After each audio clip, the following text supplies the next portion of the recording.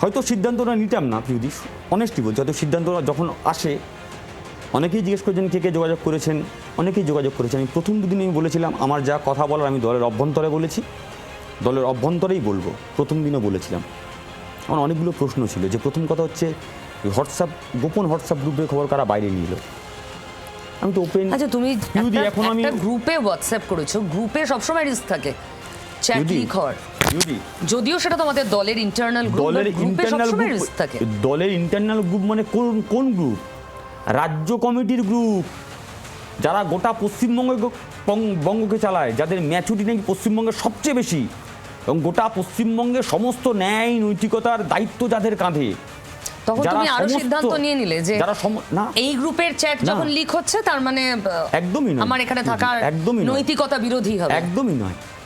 Chat leak হলো, চ্যাটকে leak করলো, কোনো উত্তর নেই। বিমানদার সঙ্গে কথা হলো, লিক হলো, কোনো উত্তর নেই। তারপরে দেখলাম এক অংশের মধ্যে হঠাৎ করে এটা রটিয়ে দেওয়া হলো, ওই বোধহয় ছবিটা কুণালদাকে পাঠিয়েছে। আমি জানি কুণালদার সঙ্গে নিশ্চয়ই আমার দেখা হবে, এখন আমি কুণালদা দলের কর্মী, আমি কুণালদাকে তো অবশ্যই জিজ্ঞেস করবো যে কুণালদা কোন রাজ্য কমিটির সদস্য আপনাকে পাঠিয়েছে। আমি হয়তো আপনার সমস্যা থাকতে পারে, আমি সংবাদ মাধ্যমে বলবো না, বাট আমার জানা দরকার।